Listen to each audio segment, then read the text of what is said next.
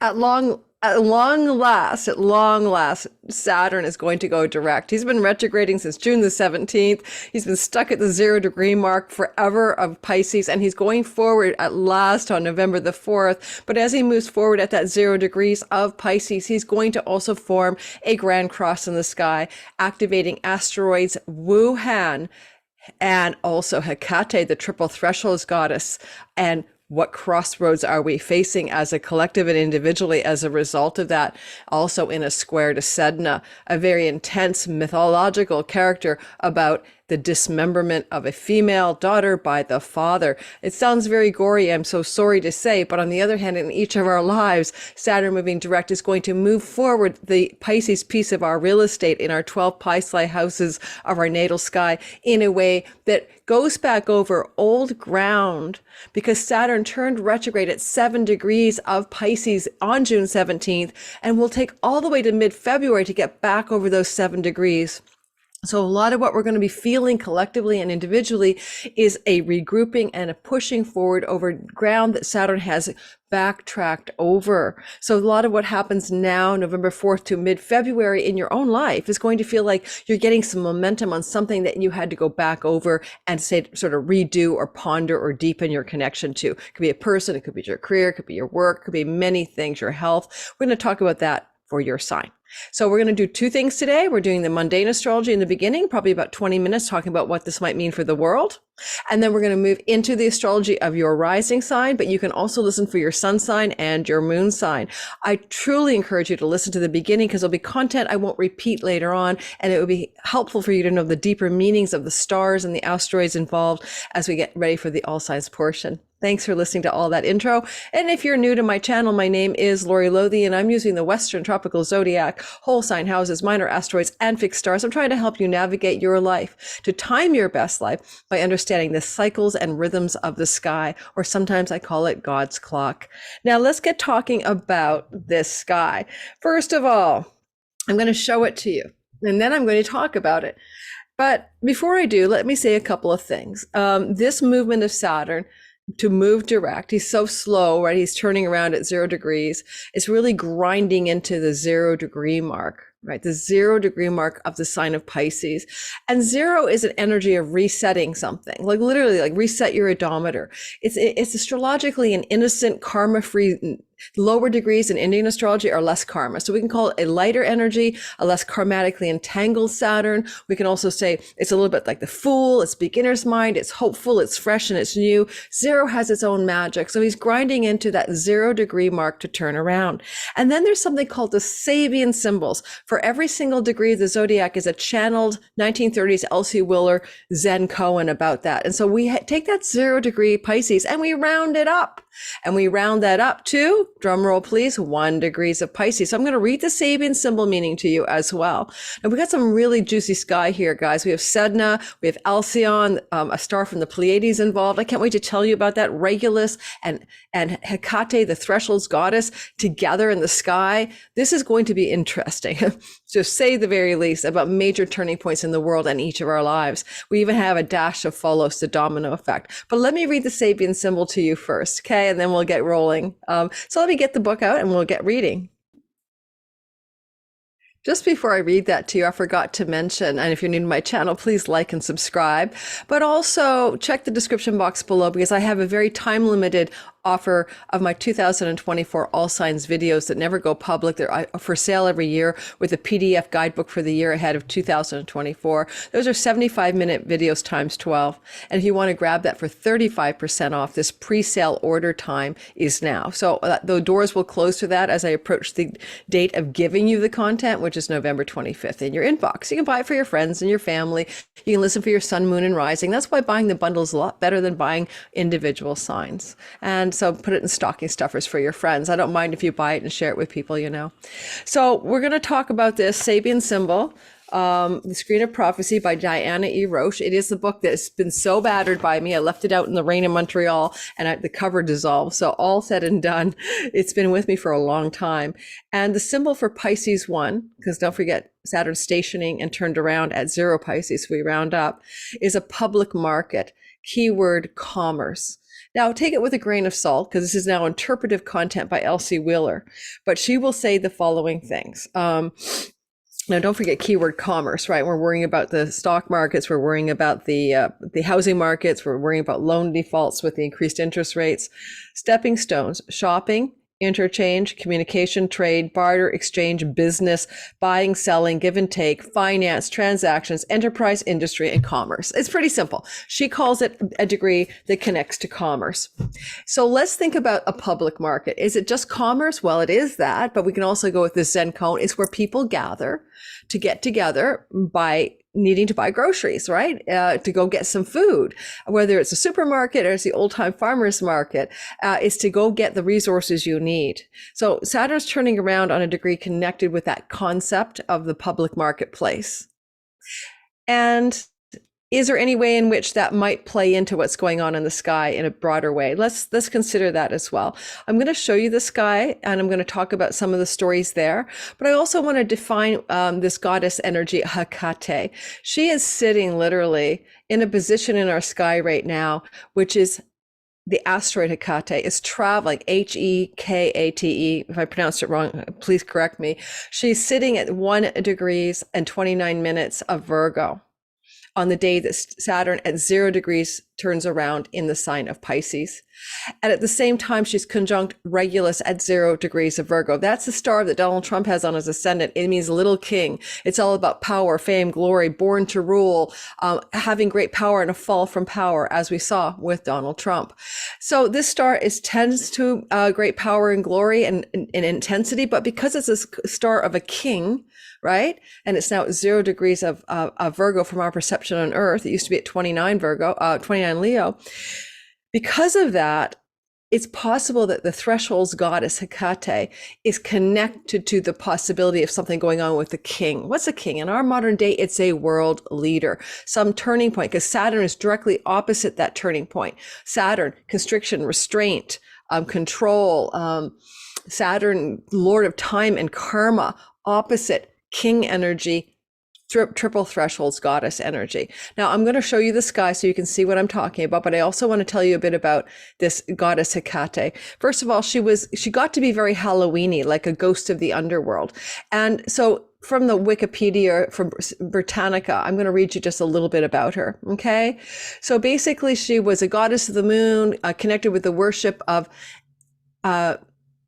with other mystic divinities such as, okay, keep moving. That's not what I wanted to read you. It talks about how she got very much associated by rescuing Persephone, who was abducted into the underworld by Hades, and helping rescue her with the mother Demeter. But then she later on in Greek mythology got more and more connected to the ideas of tombs and crossroads and spectral beings and the lower world and ghosts and all of that stuff, howling dogs. So she's got a Halloween vibe. And of course we are in the Halloween era, right? But she also has other meanings. And there's a lot of debate about what her origins are. She was one of the Titan goddesses back in the days of the Titans, which goes with the Saturn era, not the Olympian gods. All right, so I want you to keep that in mind because she does seem to have a very ancient history that goes way past the Olympians. She appears to be a Thracian divinity and a Titan who from the time of the Titans ruled heaven and on earth in the sea, and who bestowed on mortals wealth, victory, wisdom, good luck to sailors and hunters, prosperity to youth and the flocks of the cattle. But all these blessings might at the same time be withheld by her if mortals did not deserve them. So you see, she's complicated. She's not a one size fits all goddess. But if we go with the Halloween season upon us, and she's got a witchy vibe, mother maiden crone, stands at thresholds, holds a key to the crossroads, that kind of stuff, then we're going to say, what is the crossroads moment in time that we are at that involves kingship or world leader, Saturn, constraint and restraint, and all of this is squared to Sedna, who was tossed to her death by her father in a boat. And then she held on, and the father chopped her fingers off, and she sunk to the bottom of the ocean. And she created all the beautiful sea creatures of the goddess of the sea, because her floating body parts created the bounty of the sea.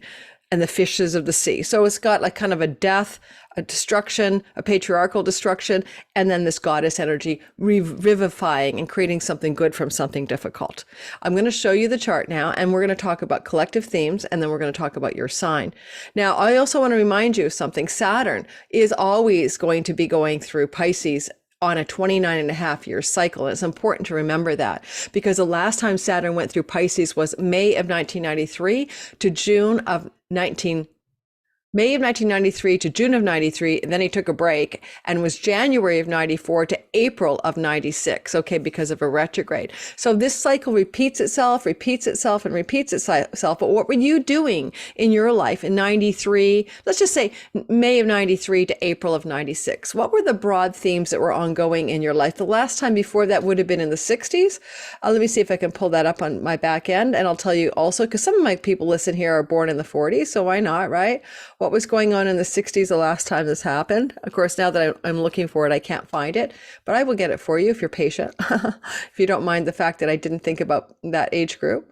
Because when I'm talking about Saturn moving through Pisces, whether he's direct or retrograde, you'll want to go back and compare it to other times that this happened. If you follow me on my channel, you'll notice the one thing I do is I bring up synodic cycles and how planets repeat their cycles through all signs and through all times and places and all their connections to other planets. And that information allows you to make sense of your life by looking for repeating patterns. Okay, so I've got the data for you guys, and Saturn was in the sign of Pisces from February of 1935 to April of 1937, October of 1937 to January of 1938. Anyone born that far back, let me know. And then back in March of 1964 through to basically March of 1967. We had Saturn in Pisces, and then May of 1993, as I already said, to April of 1996. So you get to sense here that Saturn in Pisces is something that you'll get twice, if max 3 times in your lifetime. And therefore you need to look at the broad sweep of the story. Let me show you the sky. Let me also mention what Saturn in Pisces has meant for the world so far. It's been hardship at sea, right? Neptune, the sea god, is in Pisces since 2011. And there he is. And Saturn has been traveling there. And that's looked like that collapsing of the submarine, that submersible with the Titanic. It's looked like a tipping of a ferry and hundreds of people dying, refugees in Greece. It's looked like the nuclear reactor water from Fukushima going into the ocean. So last night I had a dream. So we're talking about calamity to do with water, floods. I mean, serious massive floods that we've been seeing around the world that are outside the box of the norm ever since Saturn moved into the sign of Pisces. Now, I did dream about flooding last night in conjunction with this lunar eclipse. And that's not something I've even talked about, because it is a lunar eclipse in an Earth sign October 28th. And last night I had a dream about the lunar eclipse, the red moon, and massive flooding. So I'm just giving you guys a warning. I tend to dream prophetically, and I'm also an astrologer who looks at the sky predictively. And so it's very possible we're going to see some massive, unprecedented flooding, environmental something. It could be a hurricane, flood. I don't know what could cause a flood. Torrential rains, Scotland's been having these torrential rains that are unheard of. So there's a potential here for some news story emerging, because Saturn's moving direct in a sign of water, Pisces, with Neptune, the sea god, there himself, Poseidon, Neptune. So you're going to definitely look at that as a very rare combination of factors, not just Saturn and Pisces, but Neptune here. Neptune is only in this part of the sky once every 164 odd years. And now he's with Saturn, who's only here every 30 years on average. So this is a nice and rare synodic cycle. They never actually catch each other, by the way. They only connect to each other when they move into Aries in 2025. So, or is it 25 or 26? 2026, I apologize. So bottom line is that this is a story for the world, that Saturn has been moving retrograde, right? Moving backwards since June the 17th, after entering into Pisces March the 7th, and covering old ground. That means that you, in your own Pisces slice of real estate, have been covering ground that was familiar to you from March the 7th to June 17th. Now, Pisces real estate for an Aries rising chart, as you're seeing, is the 12th house story. You can download my free Meanings of the Houses PDF, and then you'll be able to say, oh, I'm an Aries rising. This is happening in my 12th house. But I'm going to delineate that for you anyway in the all signs portion. But it's always good to know the deeper meanings of the houses. I can't cover everything every time I do a video. So you can go, where is this energy taking place that I haven't seen since 1993, add 3 years, or 1993 to 1996 in my life. Saturn moving direct can be, as he went retrograde, a double down on karma. As he goes retrograde, he may be less malefic. You know, there's an idea in astrology, perhaps, that the malefic planets retrograde are less on duty to cause harm, like Mars and Saturn are considered difficult planets. And so Grim Reaper Saturn or malefic Saturn or karma and time Saturn moving backwards may have been a refresher. Although I doubt anyone would say with the disaster going on in the Middle East right now that this has been a time of ease, right? So, but you'll note that Saturn is not doing much to do with that whole calamity in Israel. And why am I saying that? Because Israel's ascendant is over here in Libra, based on the 1948 beginning of that nation state, and Saturn can't witness it. He's in aversion to it, even though he is the exaltation lord of Libra. Now, we might say because he is the exaltation lord of Libra, that when he goes direct, maybe something will smooth out in that mire in the Middle East. We can only wait and see. Be an empiricist, ask the question, hypothesis. Saturn is exaltation lord of Libra. Israel has a Libra ascendant. When Saturn goes direct, we'll see some changes in the story. It could be true. Positive changes in the story. And second of all, when Saturn is going to go direct, he's moving so slowly, okay, that by oh my goodness gracious, like only 2 months in November, he's barely made it to the 3rd degree of Pisces. And by the time we get to February, he finally makes it to 7 degrees of Pisces. So he's moving slow, and he is slow moving anyway, but it's not until after mid-February that he clears the territory that he's already traveled and moves out of that shadow zone and into fresh territory. So keep that in mind as you think about your own life. And we'll talk about that in more depth for all signs. Now, you might notice I took a lot of planets out of the sky. You're going to like, where are all the planets? I try to simplify it to pay attention to what might be most important. Because yes, I know where all the planets are, but we don't need to see where all the planets are. We need to see who Saturn talks to as he stations direct. Now, number one, he's stationing at 0 degrees. I mean, this is not the perfect time, okay? I can make it more accurate to the time. Oh, hang on. Let's get the exact time he stations. He's still at 0. Pretty close to this time. Okay. It was pretty close to begin with. Around 12:57 a.m. Vancouver, Canada time, or Pacific Daily time, all right? So around 1 in the morning. So it's in the wee hours of the morning all over North America, into the early morning in Europe, that Saturn is finally turned around direct on November the 4th. And as he's stationed at 0 degrees and a half, turning around, going direct, he's making an aspect, Saturn, to this planetoid thingy, Sedna, a dwarf planet out in the Kuiper Belt. And Sedna is a deep, dark myth about a father tossing his daughter overboard, trying to murder her, basically. And then she clings for dear life. He chops her fingers off. And as I said earlier, she becomes the bounty of the sea as she grows the whole of the bounty and fertility of the fish and the good things of the ocean. So happy endings after time of calamity. However, the star Alcyon at 0 degrees of Gemini is also here. And that's one of the stars, the brightest star in the 7 sisters of the Pleiades cluster. And I have a wonderful book that I use a lot, The Living Stars by Dr. Eric Morris. And here's the problem with the Pleiades cluster. They're considered to be stars that have to do with great difficulty. And so, as he says here, Alcyon and the whole Pleiades group is noted in astrology for its association with deep sorrows and tragedies, bereavements showing strongly with this star. Its position by longitude soon after Algol and Perseus may account for this gloomy quality, since Algol is also much connotated with violent death in mundane astrology, and that, of course, means bereavement for someone else. Now, let me say something about that. Israel has its moon in its natal sky sitting on the star Algol in Taurus.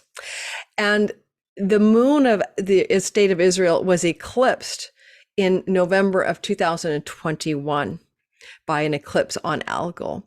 So keep in mind that because this writer is associating Alcyon, right, at 0 degrees of the sign, at 0 degrees of the sign of Gemini, with Algol, it's because Algol is sitting here around 26, 27 degrees of the sign of Taurus.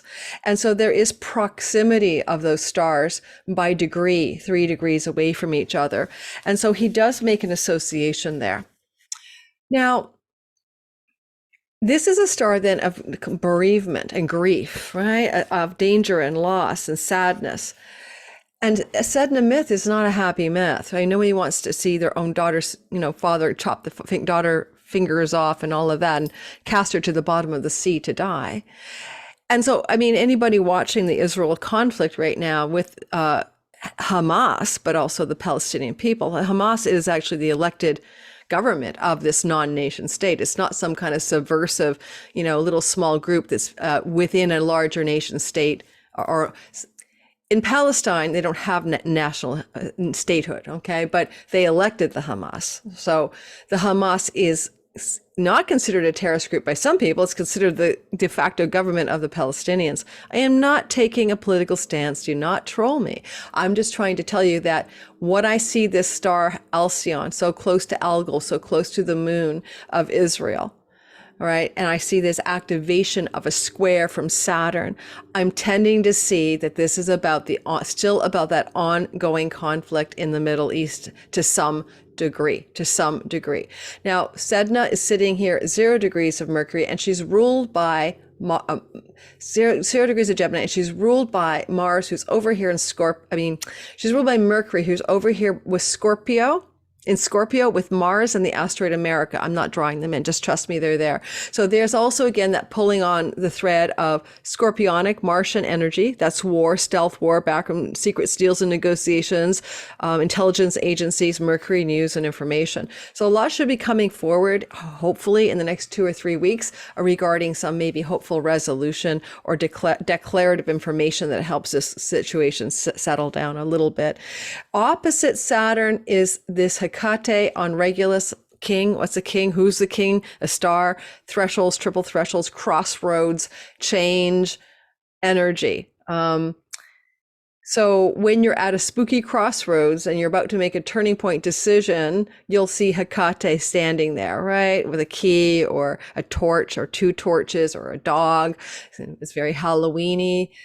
And yet we have Regulus there. So that tells me it's about a world leader. So a turning point to do with a world leader at a thresholds, crossroads, Saturn now direct opposite with hard energy, demanding energy, and as well a square to Sedna. And finally, Wuhan. Now I'm going to annotate at this point because it's getting messy.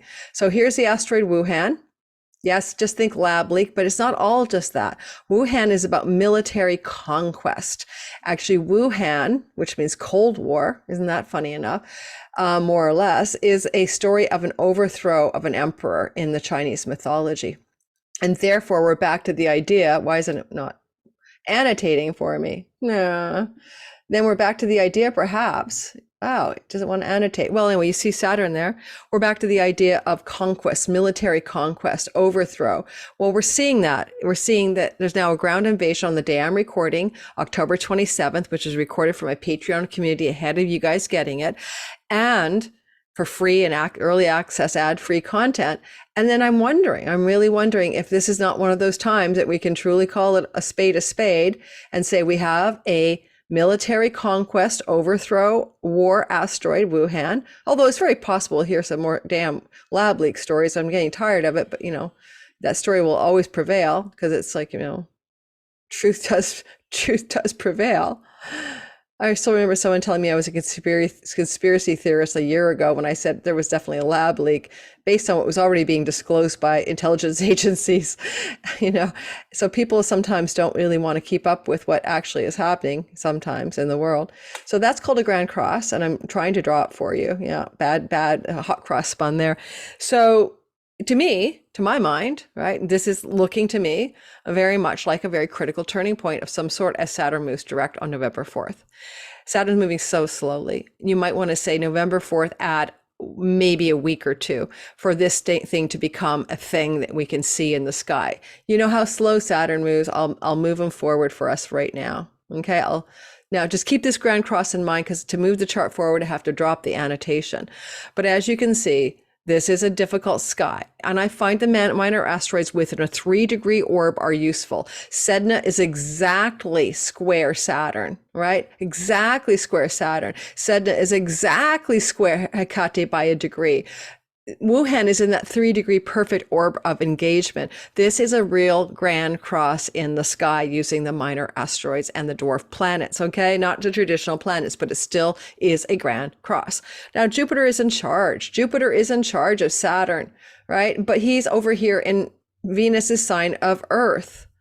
And he's hanging out there doing his thing. Uranus is not too far away from him. That's where we get earthquakes. There is a possibility, not a probability, that we're going to see a calamity with the Earth based on this grand cross, especially with Sedna having to do with the oceans, especially with Neptune and Saturn in the sign of the sea, Pisces and water. Okay. And then when we get that Jupiter effect, Jupiter is sextiling this in a broad sextile with Uranus, but in a sign of Earth, we may be looking at some calamitous shaking up in the Earth, because that eclipse at 5 degrees of Taurus on the 28th of October is also where Jupiter is sitting retrograde with Uranus. So there's a lot who's also retrograde in the sign of Earth. So we could also see earthquakes or calamitous world events that impact Earth and sea in the aftermath of this story. I already did a video that I haven't put out yet. I'm afraid to put it out because people don't like just video on mundane content, and it tanks my algorithm, about the chart of Iran, the chart of Biden, and that thing going on in Israel. Maybe I still will put it out. It's just that it doesn't seem worth my time and energy to give you political astrology or mundane astrology when it sinks the algorithmic success of my channel. So I'm thinking I'm going to, from now on, put that content only on my Patreon community. And if you like mundane astrology, join us there. So what I'm looking at here in this Grand Cross is a grinding, slow, pivotal point. If you're born with a Grand Cross, it's called the make or break element. It's like a crucifixion, right? And there's something grinding here, grinding on angles, angular, 90 degrees, 90 degrees, 90 degrees. That's like the kentrons or the stakes of destiny. The wheel of destiny is turning, but it's grinding and difficult and challenging energy because it does involve Saturn. And Saturn moves very, very slowly. Now, this big grand cross is blessedly in mutable signs, and mutable signs are about change and changeability and flexibility and adaptability. So despite the fact that we have Saturn, who's very much a go slow, cautionary, grinding guy, the edifice builder, the legacy one, the marathoner, the one that structures time, space, time, and reality, there is mutability and changeability and flexibility in this chart. The chart of the United States of America is a 12-degree Sagittarius chart. The chart of Iran is a Sagittarius rising as well. And in fact, the Wuhan asteroid is pretty darn close, unfortunately, too, right now.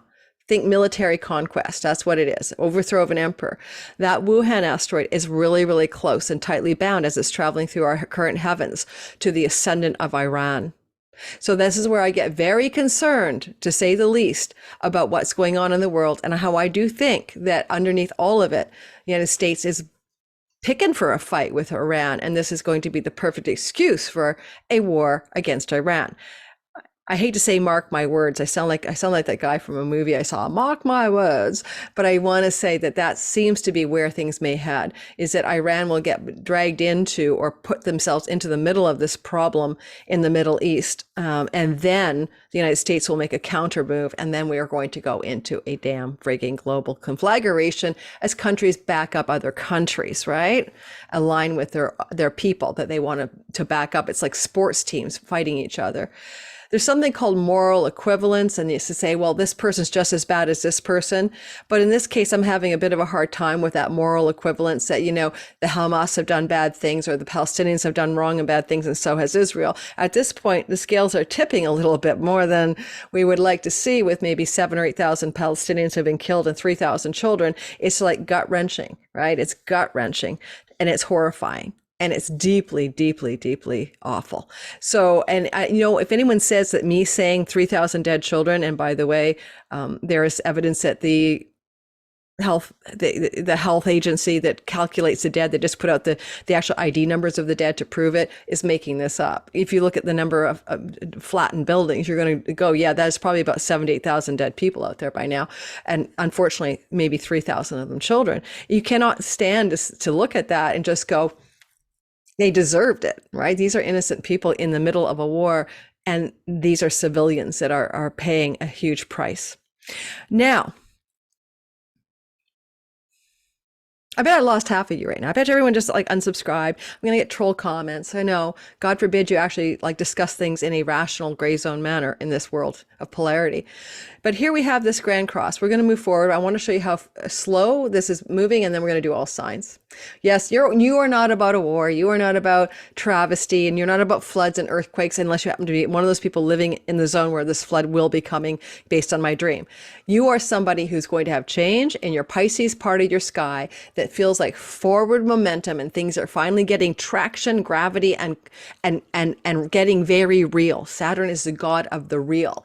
You know, what we think is of as real. You know, I want you to remember, this is a matrix. Like, this is a simulation. This is we're not in base reality, as Elon Musk has suggested. But in this non-base reality simulation, Plato's cave experience of operating on the shadows on the cave instead of knowing what's true and real, it seems as if what Saturn brings on is the tangible, the hard reality, the formative parts of our reality, right? Not our dreams at night, not our vaporous experiences, not our celestial encounters with angels. Real life, Saturn.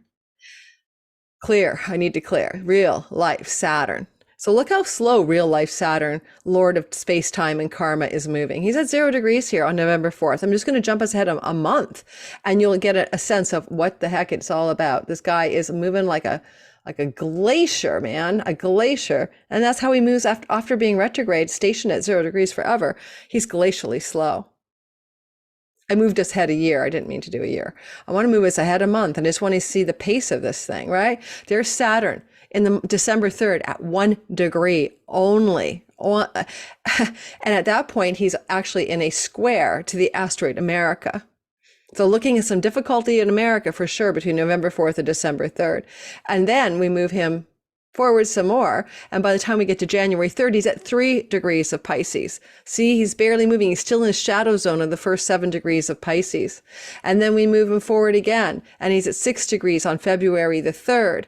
Moving slow. Mid-February, he finally breaches 7 degrees, and he's gone from the shadow zone of the sky. But it means in your life, whatever's going on in that Pisces piece of the sky, when we do all signs, I want you to start thinking about March 7th to June 17th, what you were doing in that Pisces part of your real estate of your sky, because this is where it's now moving forward. It's becoming tangible, real, solid, dutiful, responsible energy, sober-minded, realistic energy for you. Okay, let's go ahead and do the all signs portion.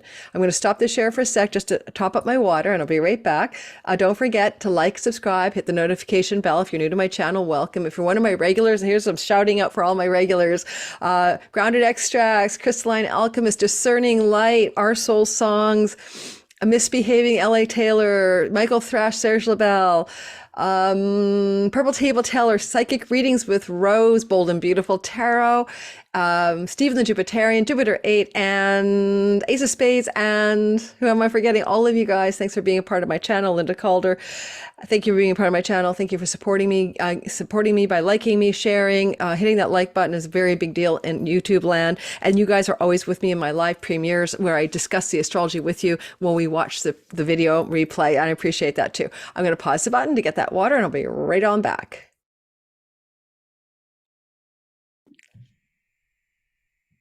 Before we begin, our gentle reminder that this is bell curve astrology. A central tendency looks like this, and then there's outliers. When you're looking at astrology on YouTube, just like you would look at a tarot reading for one whole sign, it's obviously going to be a general reading. Your own natal chart is intricate, detailed, and specific to you. And so you'll have to know more about that by seeing a professional astrologer, but I'm giving you the general themes. And I pointed this out many times in my videos that you can't expect everything I say to actually be totally about you. Most people will resonate with what I'm about to say, or they'll see in hindsight that it was accurate, relatively accurate, but don't put all your eggs in an astrology basket online. This is general astrology that all of us are practicing for a whole sign, a whole cohort, right? And I try to give you specific degrees to make it more particular to you, but this is where seeing an astrologer is useful. I'm not even selling my business. I'm too full. I'm just telling you that. And somebody got angry at me on my last video on my comments and told me they haven't subscribed because I was too harsh in that commentary. And I apologize if I was, but I said, put your brains on people. And I didn't like that upset somebody, but it's put your brains on people, right? You wouldn't expect to go to a doctor by going to YouTube and listening to a video for all Aries. You might have a headache this month. You'd be like, so think about it. Think about it. It's going to give you general themes that are likely to play out, alrighty? Not necessarily for you particularly. In general, I find that this kind of astrology is useful. Listen for your rising sign first, sun and moon secondarily. Sun can be about father figures, moon about mother figures, sun about career and purpose, vitality, your soul, your moon about your body, your mother, your home, your nest, your safety and security needs, your emotional comportment. So, but the rising sign is mostly all about who you are. And you'll need to know your time of birth and go online and cast your chart in whole sign houses, rising sign, using my free tutorial video down below in my description box. And don't forget to grab my 2024 All Signs videos for 35% off. Never goes to the public. This is a pre-sale. You get it delivered November 25th. All right. And it's in my description box as well. So let's get rolling. Aries, sun, moon, and rising sign. I have a sun and moon in Aries, so I totally get it. Bottom line is that we have this Saturn finally going direct in our 12th house. This is a very intense place in terms of our soul work. It's called a moksha house. That means spiritual liberation or attainment of spiritual freedom. And in this sense, it's a deep awakening. It's the most powerful of the mokshas, 4, 8, and 12. It's all the way to nirvana. Ticket to God. So this is a transit you get on a regular basis. Remember, 93 to 96 was the last time. And so Saturn now is moving direct. He's been here since March the 7th, and he's covered old ground, and now he's going to go back on that old ground. He did June 17th, and now he's turning back around to cover it again. So between now and February, as I said in the beginning, you're recovering old ground. You want to think about what you're doing then. What were you doing March, April, May, June? Because now you're going to go back and redo it in a way that's more strong, stable, and solid. But it's about spiritual liberation, but it's also about how you could remove yourself from self-defeating, self-sabotaging addictions, patterns, and habits. Particularly, that 12th house also can involve revenue from foreign lands, foreigners, foreign shores, and far-off places. And so perhaps some of you make money online, as I do, PayPal, Stripe, etc., with countries around the world, clients around the world, customers around the world. Anyone operating from that kind of system of income revenue can experience a great deal of success and benefit by Saturn now moving in direct motion. And Saturn here can improve those results. Saturn here can also be about hospitals, and Saturn represents an elder. And so elders in hospitals, elders in mental health institutions, elders in prisons can be Saturnian themes in the 12th house. And therefore, Saturn going direct might be an improvement in the circumstances of such a person.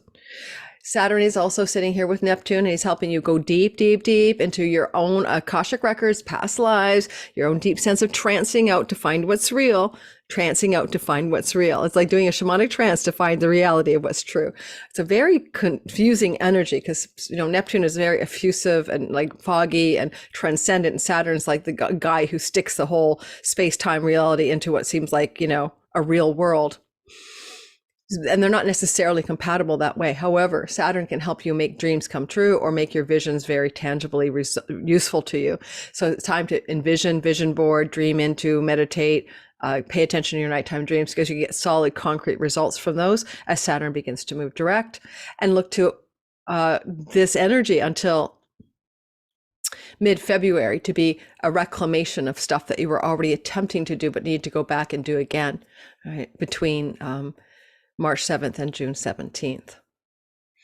Now, of course, this is world event astrology when I talked about, the big Grand Cross, but I'm not going to do the whole Grand Cross here.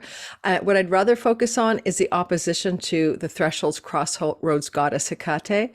So where is Saturn going direct and asking you to make a decision and to step into a certain direction or path when you have a choice of paths? And that choice is being made in your 6th house. And the 6th house is work routines and health routines. So you may be making, Aries, some critical decisions around work and health routines as you begin to move forward with this station direct energy on November the 4th, and making some critical turning point decisions as well about pets and or rentals. A little bit, I'd say, with the Sedna thing in your third house, there may be some difficulty that a younger sibling will go through, or a cousin or an extended family member, as I feel like they're sinking to the bottom of the ocean. And this is a very intense energy that you may also be aware of and has nothing to do with you as Saturn goes direct. Not wishing this for you, but this is also possible. Or if you had a difficult experience with a sibling, particularly younger, and now you're going to go into it more directly, you're going to reclaim that territory as you go to the bottom of the ocean to deal with what has been a very difficult circumstance. And Hekate is also known as like an underworld goddess, so that's the land of the dead or the land of the deceased.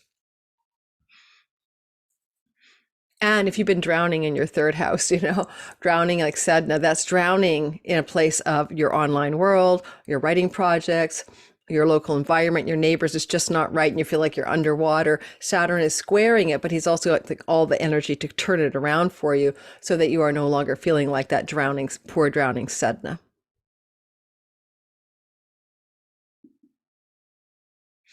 Mars is your Lord, the planetary body that rules you.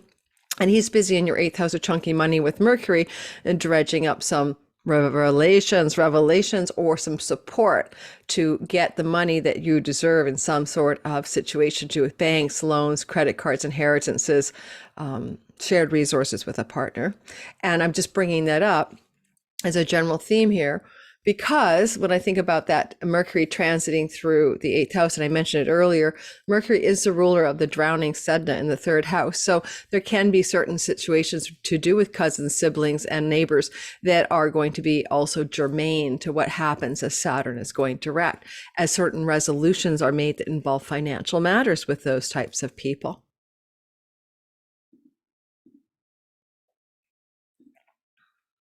Oh, I'm going... Excuse me, I'm going by day, not hour. Wondering why the chart was not advancing. All right, Taurus, sun, moon, rising sign, especially rising.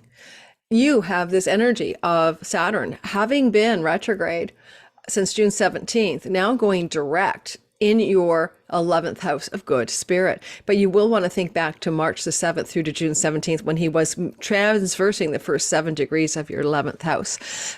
Quite often when Saturn goes into someone's 11th house, and he lasted this in 1993 to 1996, you divested of friends or friends divested of you. It would have been a leaning out, constriction and difficulty, and a reaping of friends. And so you may have changed your friendship groups in those 3 years, 93 to 96, but they may also have been felt like they were a place of hardship. And you may have had a hardship in a group of belonging, a collective tribe, and you might have left that tribe. That's an example. But also Saturn can help stabilize your career gains when he's in the 11th house and the money you're making in your career, and give you more stable and enduring results. So now as he's moving forward here in the house of good spirit and is sextile your ascendant, particularly Taurus sun, moon, and rising in the first 10 degrees of Taurus, you're really getting a lot of glow up from this movement of Saturn direct.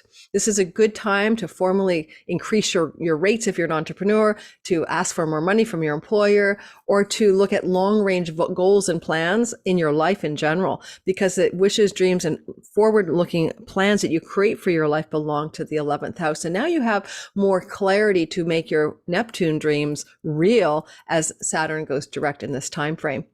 Don't forget, you'll see the greatest results through to mid-February as the old ground that he's going over is replowed and recovered. So again, I already mentioned this, but I keep saying it again. You might want to go back and say, what were you doing between March the 7th and June 17th? Because that's what, between now and February, you're going to really set something in motion on. Finally, Saturn here can be an elder friend or an elder sibling. And so that elder friend or elder sibling is stepping forward to support you or help you in some area of your life. Because you have an opposition to the crossroads goddess, what decision are you making to do with your children, to do with your creativity, your entrepreneurial business? These are 5th house matters, your romantic and love life. What are these critical decisions and turning points that you're facing? And you're going to make critical decisions to change that, certainly probably within the next 2 or 3 weeks after Saturn goes into direct motion. With the Sedna story of kind of feeling like you're being drowning, going underwater, being cast adrift in your second house of money and earnings. Why do you feel like you're drowning there? Are you working too hard? Are you not making enough money? Is the cash flow not what you need? Are your resources not available to you as you would like? And you feel like you're drowning in that part of your chart that represents your financial stability, your second house. Well, this is going to also hopefully turn around, because that square to Sedna in your second house can be Saturn taking bold, declarative, sober-minded and realistic decision-making or action-taking power. Now, Saturn tends to be like, you might not like what you're getting from that friend, ally, benefactor, patron, elder sibling coming at you, but it's realistic and it's useful information or advice or guidance or help. And Saturn is pushing against the drowning, and who wants to be drowning anyway? So we want to say, thanks, Saturn, for giving me a life preserver in my finances. I really need that, even though I don't like what you're telling me to do. Saturn might say fiscal restraint, and you're like, what? Fiscal restraint? Or drop that second job, I'd tell my Taurus son, daughter. So this is what's showing up right now. I'm not her elder sibling, however, so it's not likely me, nor am I an elder friend, although she might think of me that way. Alrighty, anything else I'd say about this? With Venus, the Lord of your sign, currently transversing Virgo, where Hekate is sitting, Venus is definitely helping out there, trining you from your fifth house. I didn't include her in the chart, just trust me, she's there. So she's flowing over towards your first house, giving you a bit of moral support from the house of children. Some of you might be looking at major turning point stories going on with your children, and these may also be more about them than you. And the drowning in your finances can be the expenses you need to put out for your children. And I think having Lord Venus, your Lord, trining you, it actually works out in the end, and support from Saturn as well. Because anytime Saturn and Venus are in any kind of connection, even in opposition, it's about enduring results, enduring beauty, enduring love, that kind of thing, enduring money. It stands the test of time, endurance test for your finances. You're trying to find the endurance test and the solution to financial challenges here, or self-worth challenges. All right, Gemini, sun, moon, and rising sign. Well, here we have Saturn moving direct. Now, don't forget, 1993 to 96, Saturn was in Pisces. Now he's back again since March 7th. Then from March 7th to June 17th, he was moving direct to the first 7 degrees of your 10th house of career. And now he's retrograded back all the way from June 17th to November 4th. So what were you doing way back March 7th to June 17th? Saturn went back to replow the soil, and now he's going forward again. So you can make serious momentum on those early endeavors. Now, this is angular to your sign, right? This is squaring you. And this is therefore like the wheel of destiny is truly changing for you as a Gemini. And so this is a very important direct motion movement of Saturn on November the 4th. And don't forget, I told you how slow he goes. It's going to be until February that he recovers the shadow ground that he's been traveling over. So this is old territory being redone. If you are a Gemini sun, moon, and rising, and your sun, moon, or rising is in the first 10 degrees of Gemini, it's particularly critical that you pay attention, because this is really impacting you specifically. And as Saturn moves direct here, he's moving something forward in your career, in your reputation, in your visible actions that you take in the world, should you be retired or a student, however the world sees you. Saturn up here is a testing one too, about a career choice or reputation path that you've chosen. He's either going to help you achieve a high level of mastery and authority here, or he's going to change and kibosh your career path because it's not the right one for you. I often see people retiring out of careers with Saturn in the 10th house because it represents the elder, the age of the senex part of your life, right? Go back to 93 to 96. Did you finish a career path then? Or did you start a new one? So here Saturn is going to do either or over the next 3 years for you. So the other part of it is, of course, Saturn is opposite the thresholds, crossroads goddess. What crossroads threshold decisions are you making around property, home, land, and real estate? I have a progressed sun in Gemini. I'm deciding if I want to live in China, United States, or Canada. Can't get any more thresholdsy, right? So what is this thresholds, crossroads decision that you're facing at this time in your life that could actually be very powerful because it's conjunct Regulus? So you could be like a little queen or a little king of your throne in the kingdom that you choose to live in, whether it's a city, a state, a province, or a country. There's big decisions you're trying to make. You're at a turning point here. Don't forget, Saturn's moving very slowly, and likely this turning point question is in play over the course of weeks, not days. as Saturn is moving into his direct motion, he's also helping you realize your dreams and goals and visions and highest aspirations of, how your career path can be deeply enchanting for you, imaginative, creative, and spiritually fulfilling. So remember, that part of the story is a part of what Saturn's doing as he collaborates with Neptune. In his square to Sedna, where are you drowning in your own life? Sedna, little fingers going under the water, poor Sedna, and her dad was a meanie. What's going on here? You're drowning. You're feeling like you're drowning. What's drowning you? And and Saturn's in the 10th house can mean work is hard, career is hard. I kind of feel like that myself. Someone asked me if they're worried about me. I seem so scattered. And I wrote her back on my comments and I said, because I got something wrong and I had to retract it in the middle of a thing. I said, I'm sorry. What I really meant to say is that I'm a one-woman show, right? My son's a Gemini. I'm giving me an example. And I don't have a staff. I don't really have a big support structure. And I'm at a time in my business growth where that's not sustainable. So I am drowning. So, a lot of people ask yourself, what in your work and home life balance, because there's a T-square here, is feeling off center, and you may be feeling like you're going under. And now I love Saturn moving direct here, because Saturn is going to throw Sedna a life raft and say, look, you might not like what I'm going to tell you, because I'm really serious here and I'm a taskmaster, but you got to do this or you're going to drown.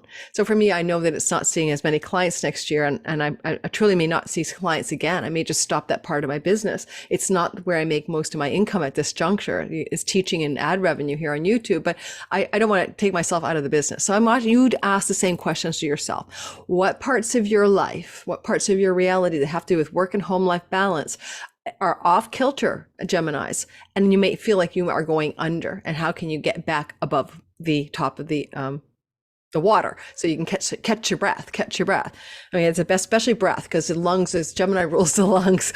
Catch your breath, okay? Catch your breath. Breathe, just breathe. And that's my delineation for you today. Don't forget to like and hit the subscribe button if you're in the live premiere. I'd appreciate that support. And if you're listening later, just as much do I appreciate it. All right, so Cancer, Sun, Moon, and Rising sign, you've got this energy here of a Saturn moving direct. Now, first of all, I want to contextualize 1993 to 1996, Saturn and Pisces in your 9th house of God. Passports, visas, churches, religion, book publishing. Now he's back again, March of 2007, and he'll be there till February 2026. So this is a part 2 for some of you, maybe part 3 for others. But anyway, it's Saturn and Pisces. And he has been retrograding here now since June 17th. But he was direct, right? March the 7th to June 17th. And that's that territory, what you were doing in your 9th house, March 7th to June 17th. And Saturn backtracked, and now he's going to go forward over the shadow material, the same ground until February. So things between November 4th and February are like the final declarative direction that you're taking. 9th house matters. And again, higher education, academia, foreign lands, court matters, visas, passports, foreign travel, spirituality, spiritual philosophy, ideology, belief. This is a very, very interesting house. It's a metacosmos, between the worlds, above, beyond the world's house in the ancient tradition. It's deeply spiritual. It's the house of God. And so there's a Saturn, the Lord of time and karma, moving forward here. What are you going to consolidate, especially because it trines you? It's flowing to your identity. It's applying a flowing trine from Saturn to you, can help fortify your body, your health, your sense of identity, but from a very spiritual house. Now, if you were a Cancer, Sun, Moon, and Rising, in that first 10 degrees of Cancer is exceptionally good for you during this station direct and into February. Saturn can represent an elder or a wise person in a spiritual context here, or a traditional body of knowledge that you wish to acquire. And so sometimes when Saturn is up here, people go into school, especially higher, not just going to university, but going into master's or PhD level of education. And some of you Cancers may be thinking of that because it's a book publishing house. And if that's a part of your world, this is first of all, get a traditional publisher. Saturn rules tradition. Don't just try to do it yourself. Go find yourself your traditional publisher. But Saturn can give you legacy lasting results where you might end up publishing serial content because of this, like a trilogy or something.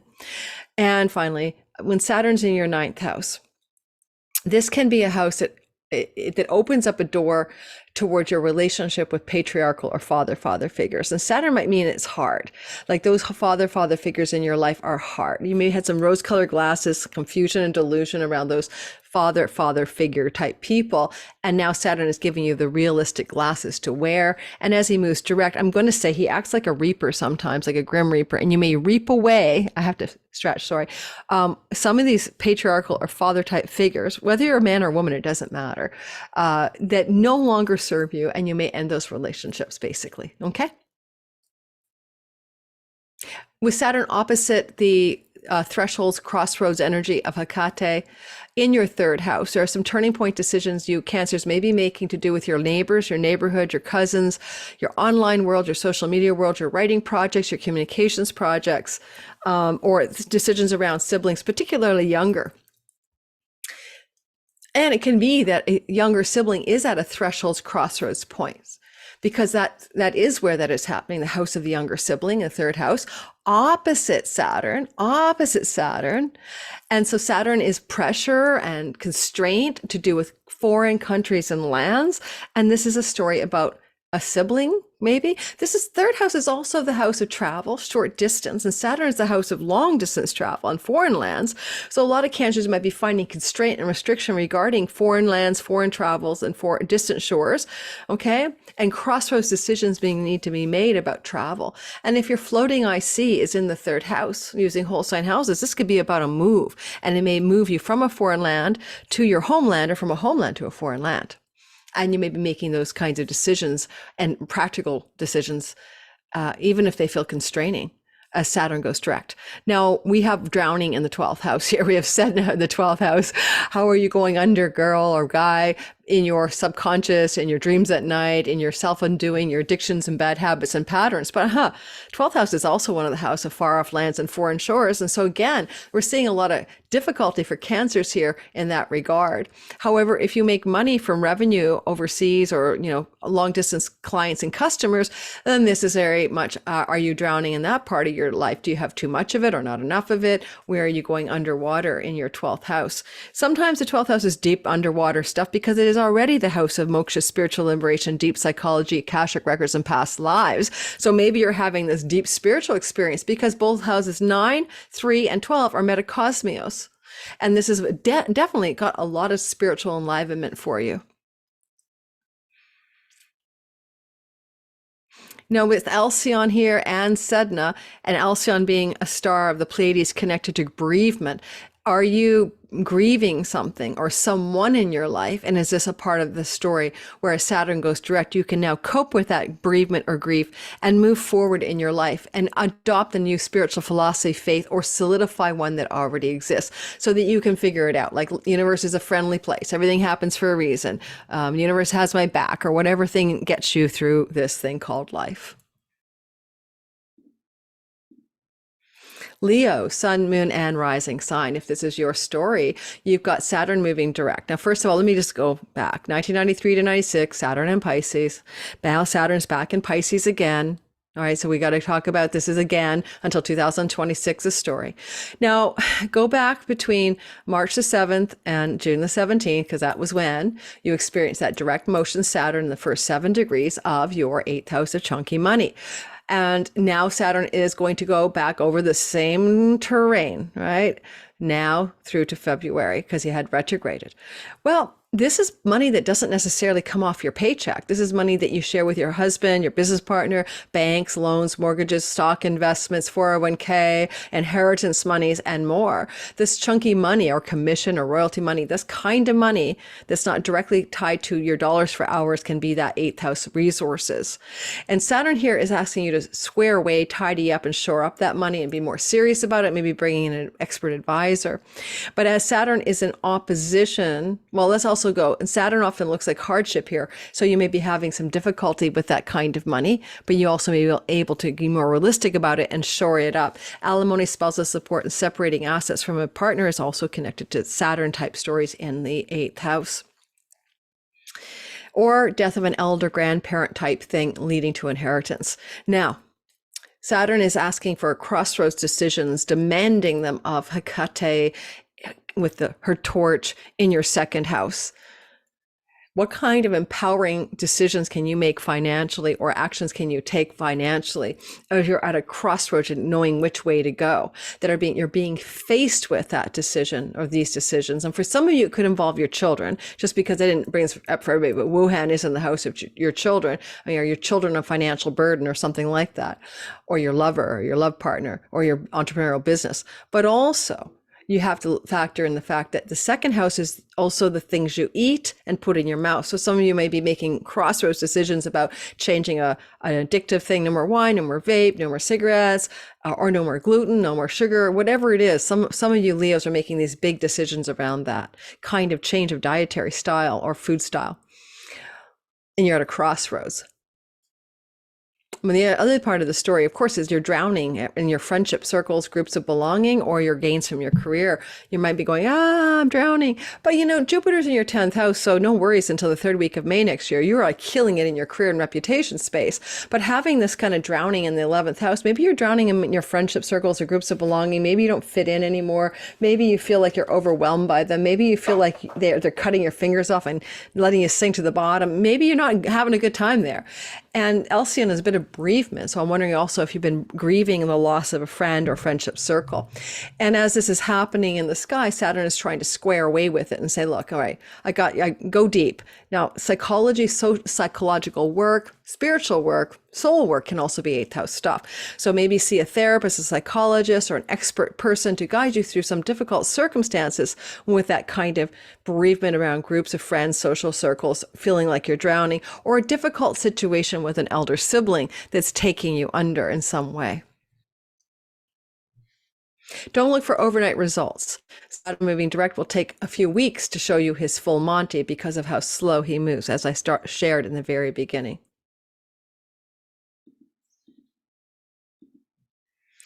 All right, Virgo, sun, moon, rising people, you have this energy of the, first of all, 1993 to 96, Saturn and Pisces. Now, Saturn and Pisces again till 2026.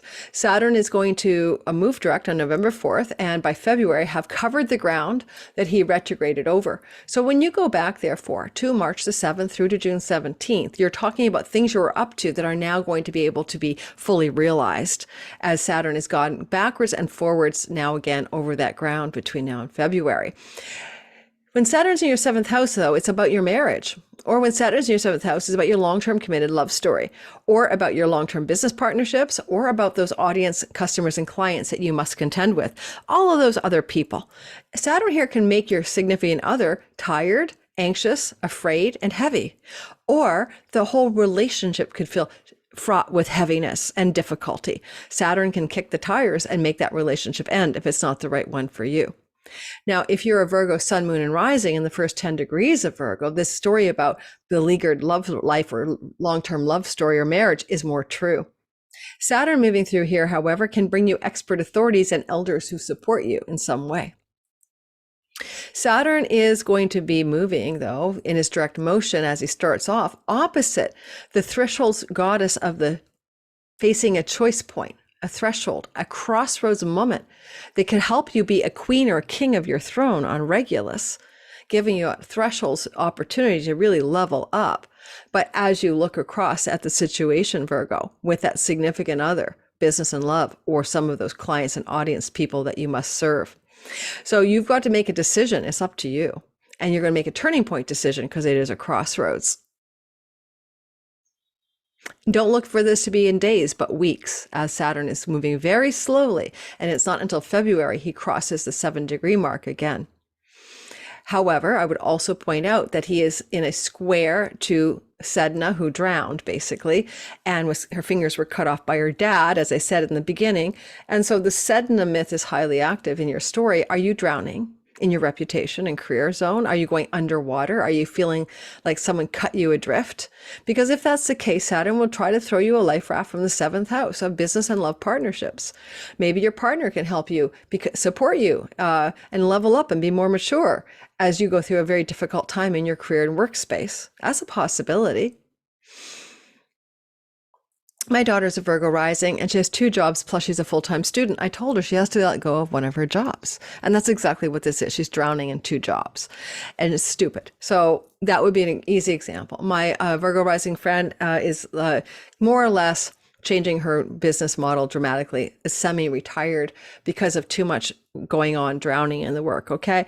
So you're going to look at this as some kind of shift that you must make in order to deal with a feeling of going underwater here or being overwhelmed in your 10th house of career and reputation. So look to Saturn's wisdom. At least somebody could advise you, guide you, give you expert authority advice about how to deal with that situation. Or it could be even good support coming from your tired and heavy partner. If you're not with somebody, a 7th house people can be, as I said, guides, mentors, significant expert authorities who chime in to give you support.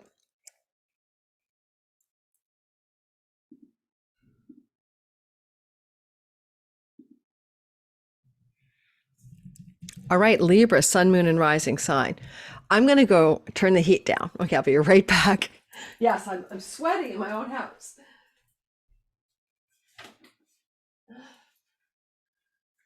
I'm back. I'm in Vancouver and it's like it was down to 36 degrees this morning Fahrenheit when I woke up, and now I put the heat on, but now I'm freezing and now I'm hot. Okay, so don't forget, if you're in the live premiere, hit that like button, subscribe, give me a thumbs up, get my channel going. I appreciate all of you. And if you're listening to the replay, please help me grow my channel. Libra, sun, moon, and rising sign. This is a story of Saturn. Go back to 93 to 96. Last time he was in Pisces.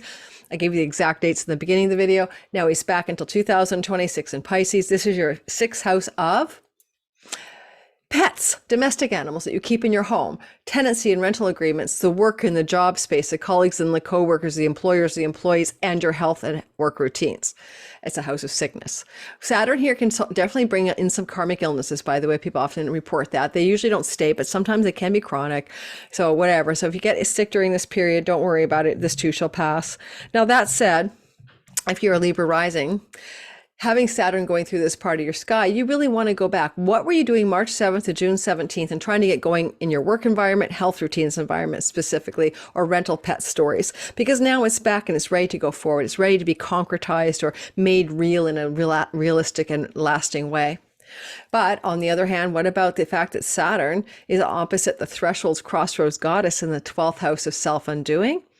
Where are you undoing yourself? What kinds of bad patterns, addictions, thought patterns, and habits do you have that unwind you and unravel you? Well, there's a chance here to make a crossroads choice about that. Yet the 12th house can be crossroads choices to do with foreign shores and lands, particularly if you have business and revenue you generate from those foreigners, foreign places, and foreign lands, or you work for an international company.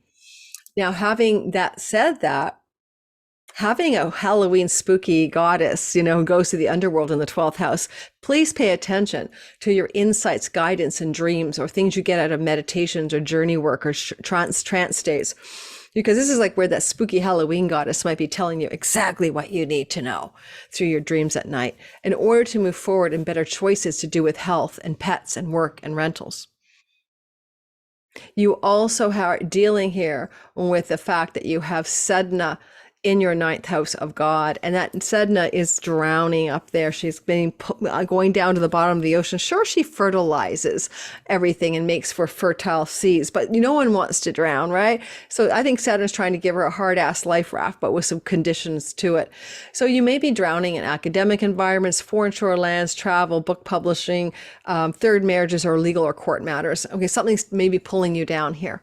You're definitely in an inheritance transit with Jupiter in your 8th house, and a lot of you will inherit some kind of chunky money between now and the end of May next year. But in the meantime, if that's already started out, if you're a Libra, sun, moon, and rising, for example, who's already experienced some kind of inheritance money story or some chunky money from the sale of real estate, for example, you might be dealing with some kind of legal issues that are overwhelming you and you are going under over them.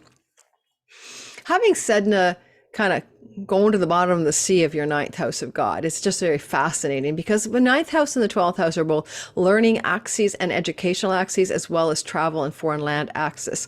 It looks to me with Saturn in the work house, some of you might have some really amazing opportunity to get work from a foreigner, foreign land, or foreign shore type environment. Not all of you, of course. Remember in the beginning, I told you can't do it's general astrology, but just keep that in mind.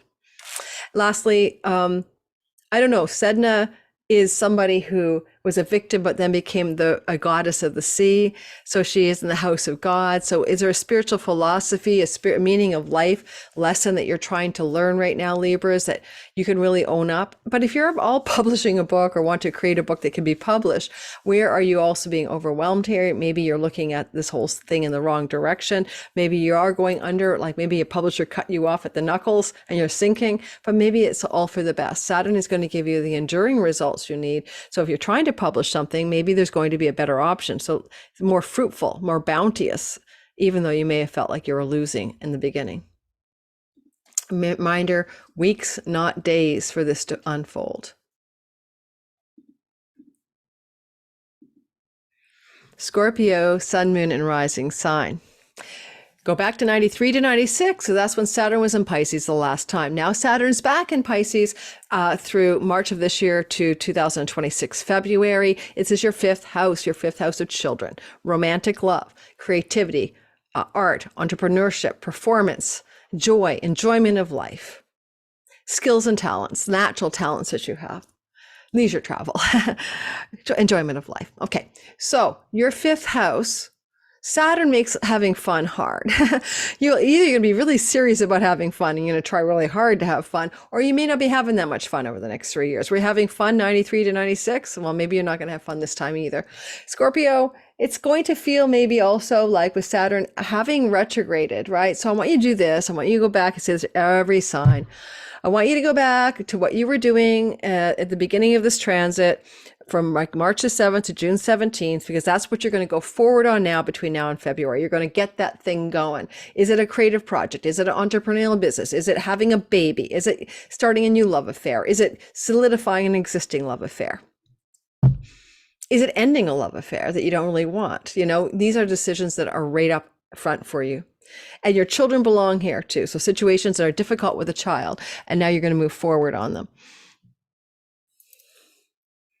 Because there's a thresholds, crossroads, decision-making energy with Hekate up in your 11th house, you may be making decisions about your gains in your career and how you want to make them, about the friends you want to align with, about the groups of belonging you want to have in your life, or about some of the hopes and dreams and wishes you've had for your life. And you may be parsing that and deciding which way to go, with this dream and wish or this one, with this friend or that one, with this kind of career gain path or that one. So these are turning points that you're facing right now, but you're sourcing it in joy. I mean, Saturn is still in the house of joy and enjoyment, and enthusiasm and inspiration. So he's trying to get you serious about looking at where that inspiration can be sourced. Yet at the same time, the 8th house is very active with Sedna and of course Alcyon for bereavement. And this is the house of death. What may you be mourning? What are you mourning, or what are you bereaved by, or where are you going under in your psychological path of your 8th house right now? When Saturn is in the house of pleasure, he'll help you restrain pleasure. If there's something that gives you pleasure, Scorpio, but it's not good for you, Saturn can help you pull away from that, especially with Wuhan in the house of what you put in your mouth. You might take command of your food style or your addiction or your cigarettes or whatever. My son is a Scorpio rising trying to quit cigarettes, okay? Nicotine. So that would be an example. Drowning in the 8th house could be a financial drowning, but only if it's shared resources with your spouse or significant other or business partner, maybe, or maybe too much credit card debt or mortgage debt and you're feeling overwhelmed. So if you have any sense of being drowning financially, let's call it that, a spade, you do have a bit of Wuhan going on in the 6th house, which to me, because it's not just the lab leak stuff, Wuhan is about a military conquest. You could conquer something in your earning structure to create better gains for your finances that alleviate the sense of drowning in the 8th house of stock investment, stock portfolios, savings, inheritances, and stuff like that. All right. Hope that's useful. Sagittarius, sun, moon, and rising sign. You've got this. Don't forget to hit the like button. Don't forget to subscribe. All right, please. Sagittarius, you've got this energy. Go back to 93 to 96, Saturn in Pisces. Here we are again. March of 2023 to 26, February. Saturn in Pisces is a fourth house. It's critical for you. It's a turning point energy. It's the stakes of the chart. The wheel of your destiny is grinding. And you're making some big changes, Sagittarius. It's to do with your home life, your homeland, where you live, your property, your mother relationship, fourth house of things to do with your childhood. This is good childhood mining, data mining the childhood to get rid of the karmic blocks and the ancestral clearings that might be necessary. Saturn down here, Sagittarius, is also making your home life feel lonely, hard, or difficult, or maybe some of you have an elder living with you, and that also feels hard. But as Saturn moves through this part of your sky for the next 3 years, that's what you're working with. Saturn here, of course, is going direct, and he's going to move forward things that you were doing between March the 7th and June 17th, when he covered the first 7 degrees of Pisces, and therefore Sagittarius's sun, moon, rising from 0 to 10 degrees will feel the most juice out of this movement forward from Saturn between now and February. In November and February.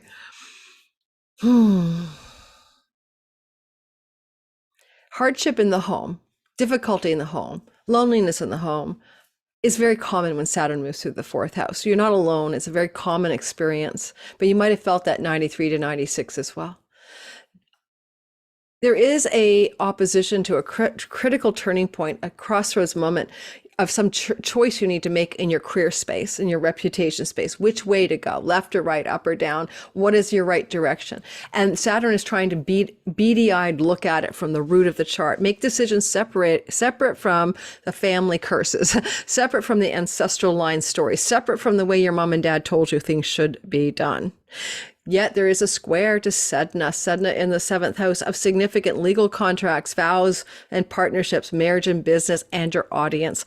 You might be drowning in that part of your sky. If there's a difficult relationship in your life, Sagittarius, and you finally are ready to cut away, this is what that can look like. Or your partner is drowning and you don't know how to save them.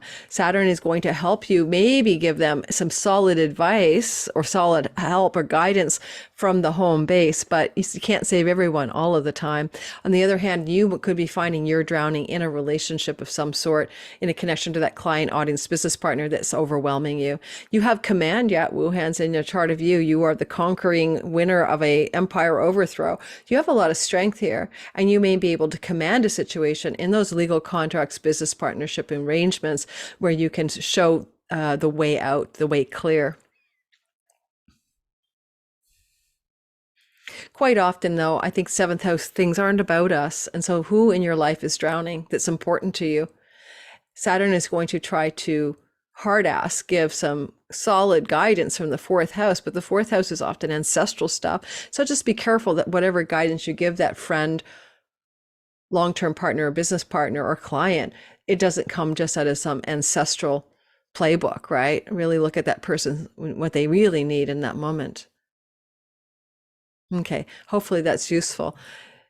I mean, technically with Jupiter in your 6th house, you're pretty preoccupied with stabilizing your own health and your own work and health routines, right? But this is definitely someone you know is having some sort of sense of being cast adrift. And with Saturn in the 4th house, is it you with the life raft, or is it somebody that lives with you, or it's in your family system that can help support that significant other person in your life? Oh, this is such an interesting conundrum to try to figure out what to make sense of this chart. Certainly, though, you're making a big turning point decision that satisfies the deep essence of who you are vis-a-vis your career and reputation path in the weeks that follow November 4th.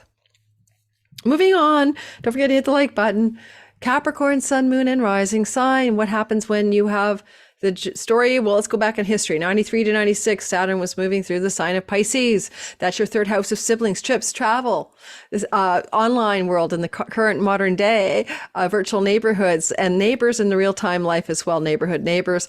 Also things to do with skills-based learning or teaching, things to do with writing.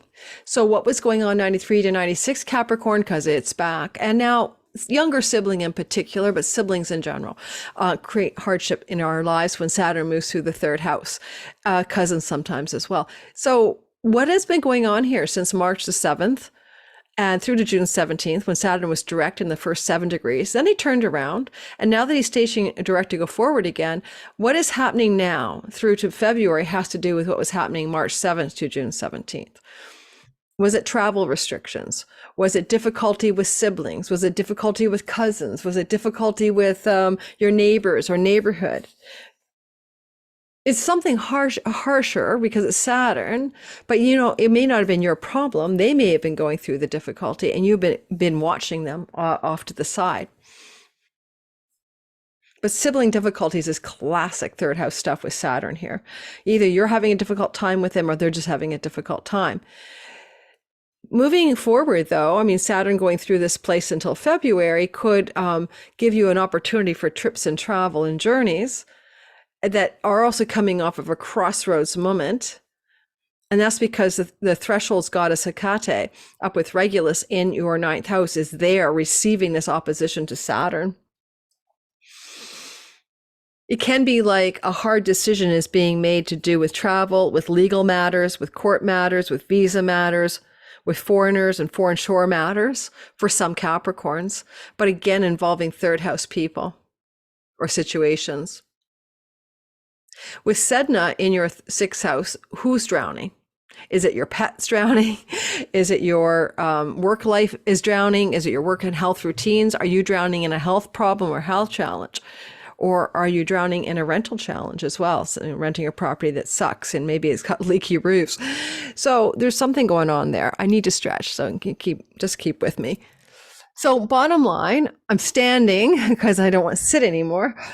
The bottom line is that I think when I see this sky, I think, especially for you guys, especially Capricorns, like 0 to 10 degrees sun, moon, and rising, you're trying to really work with a difficult, constraining situation in your local environment that's also connected to maybe legal matters or significant travel opportunities, but also to some tension where you're overwhelmed in your work situation, your health situation, or a relationship with someone you're dating, or a karmic debt situation. And also often it can be bereavement and sadness with Alcyon Sedna. I mean, maybe there's a passing of a pet. I know, and you hate when I say anything that could really be happening, but for some of you, this could be happening. Or a bereavement regarding some situation that's very sad to do with someone you felt a very deep karmic connection with. Because the karmic debt house is the sixth house. And you do have Wuhan in the 12th house of foreign shores and lands. And you may have Veni Vidi Vici. How are you conquering and winning the day in a sort of bold, declarative, conquering way when it comes to foreign shores and foreign lands? Because you got that in the 9th house and the 12th house too. These foreign shore land stories are playing out. But you need to make a critical decision regarding something like, do you really want to live in a foreign country? Do you really want to move to a foreign country? Are you spending too much time traveling? Is there too much going on here for you to do with the sibling challenge that you have to just finally deal with? If you have a writing project you're trying to work on, Capricorn, and you've been thinking about getting it off the ground, but you've been having trouble, when Saturn goes direct, you can really plow into that over the next few months and get that writing project finalized, finished, or started, whatever you need to do in that regard. And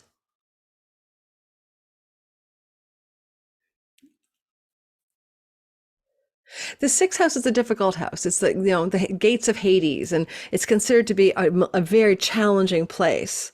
Yet it's also activating an axis of 6 and 12.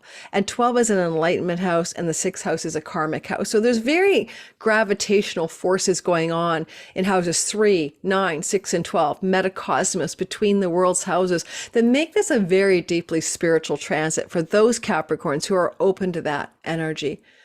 And with Lord Saturn going direct, there may be the opportunity to learn, right? To learn or study or become involved in some tradition, and you can learn something. Saturn is in a learning house that you may be able to use that furthers your pivot into an awakening of some sort.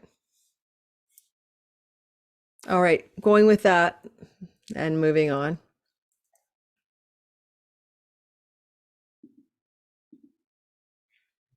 Aquarius, sun, moon, and rising sign. Well, I'm one of you, rising. We go back to 93 to 96. The exact dates are in the intro. And that's when Saturn was last in Pisces, which is our second house of earnings and resources and what we put in our mouth and eat. And then also go back now, right, to March of this year, 2023, to February 26, and we're back again. The big every 29 and a half year transit of Saturn through Pisces. This time, Saturn has been retrograding since June 17th.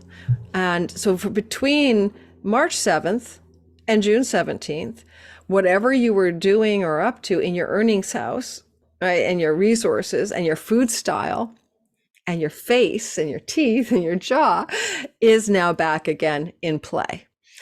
In direct motion between now and February, you're recovering and realizing things in a more fulfilling and lasting way that were in process back in March through June.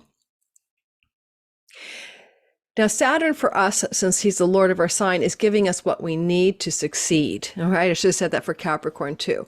He's the Lord of our sign. What we need to succeed financially by helping us solidify, structure, and be realistic and enduring in our earning strategies and our money-making strategies and our resourcefulness.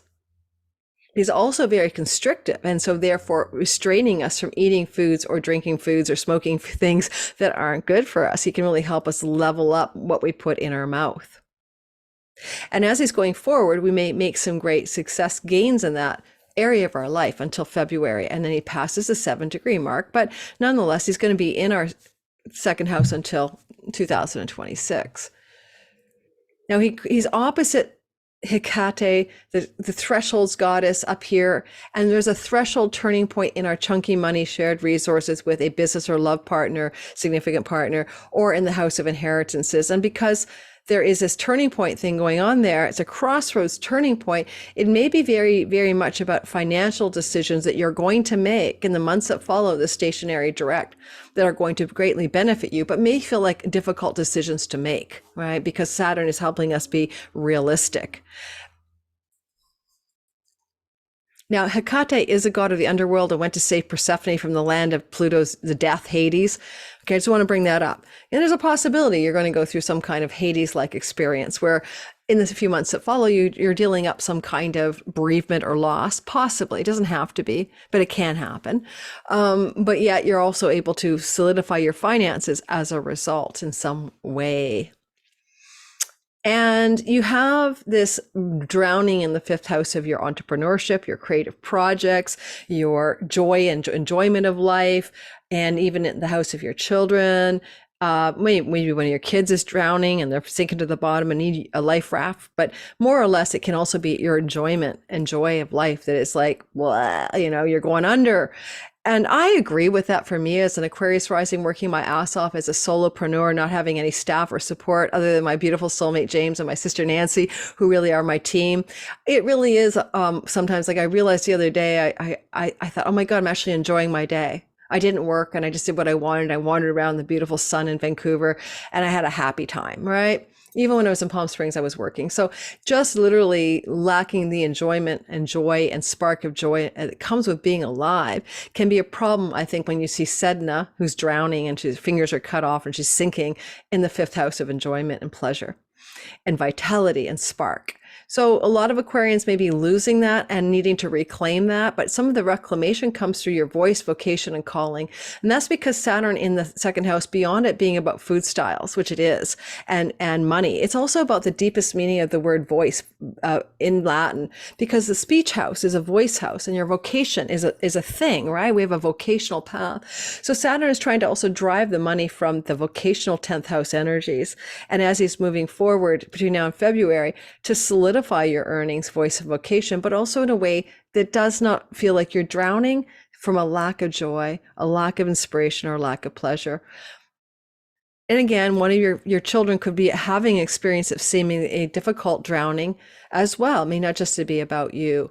But that crossroads decision you might want to make, that you might need to make in your 8th house, can very well be a money decision, a financial choice that you make regarding resources you have invested, that you have saved, that you have share with a partner, business or love, and you're coming into some critical turning points around that. With Jupiter in your fourth house, buying and selling real estate is blessed for you until the end of May next year. Funny enough, my sister just sent me a property in my hometown that I wouldn't mind buying, but then I'd have to live there. So let's see what happens with this. Okay, moving onward. Oh, Pisces, sun, moon, best and always best, first, always first.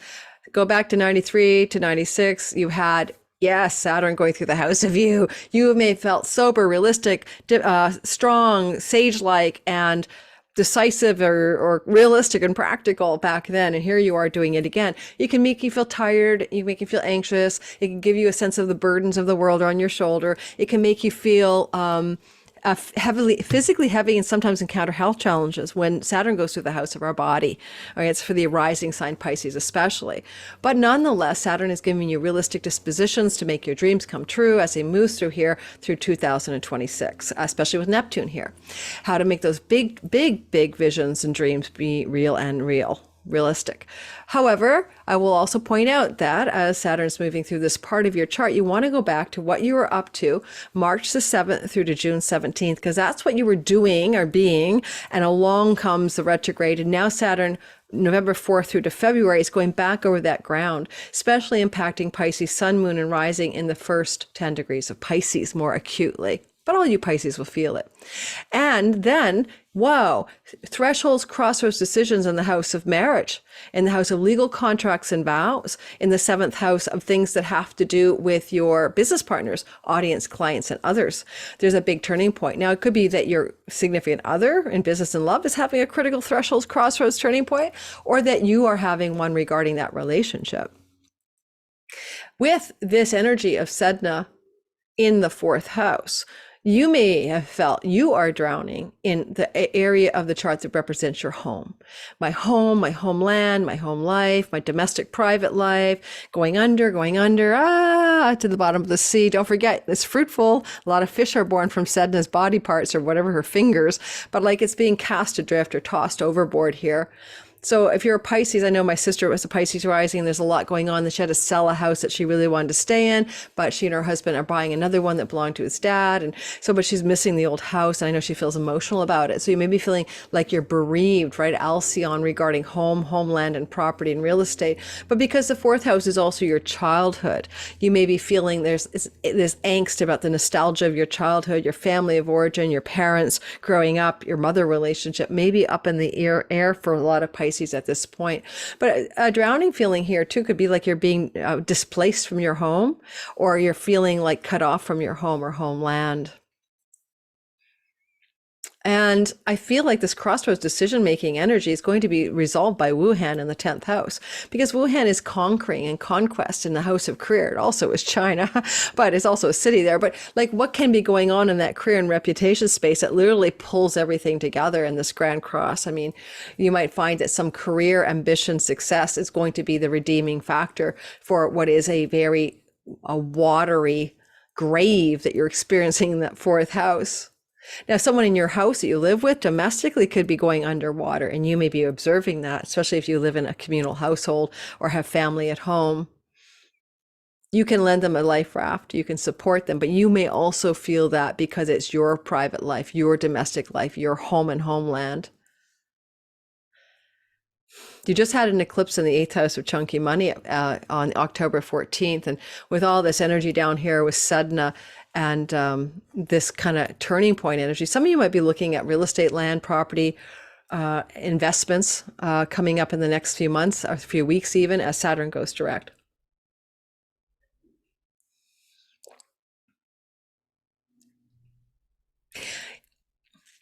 You carry the realism right now for any business and love partnerships, any legal contracts. You are very energetically realistic, right? Saturn is, if anything, looking at like what is tangible that you can touch, knock on wood, right?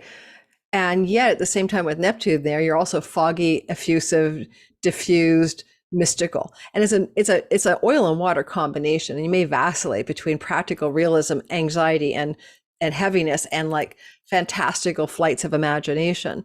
But there's a need to fuse those two energies together, and they're going to get closer and closer together as we move towards 2026. Worry not.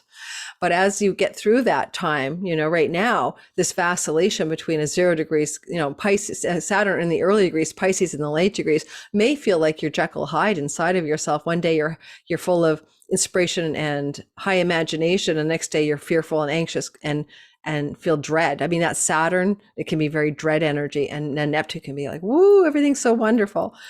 But when those two can come together eventually, which is an Aries, by the way, in 2026, then you will know more about the fusion of them. But as you get closer to 2026, they are getting closer together, and you are going to integrate those aspects of yourself, the transcendent and the real. Okay, thanks for listening, Pisces. Thank you, everyone who's been listening all along. Don't forget to hit the like button, subscribe. Don't forget to check out my description box for everything I'm offering. And right now, the main offer is my 2024 All Signs videos that you get 75 minutes times 12, plus a PDF guidebook for the year 24, written by me. I hope you'll enjoy that. And that is going to be delivered to you to share with friends and family. I like the All Signs bundle. It's easier for me to prepare it for you than each sign individually, although I will put each sign out for sale individually for like $22 each after November the 5th. But it's a deal to get this $49 package right now for 12 signs, right? And then you can give it to friends and family for Christmas stocking stuffers. I really don't care. If you buy it, you share it with whoever you want. Thanks, everybody. I appreciate you guys. Hopefully you're all having a wonderful eclipse on the 28th. I'm recording the day before the eclipse. Don't look at it. Don't look at an eclipse. If you subscribe to my newsletter, you'd know why. Cosmic Moonshine. Check the description box below. Bye, everyone.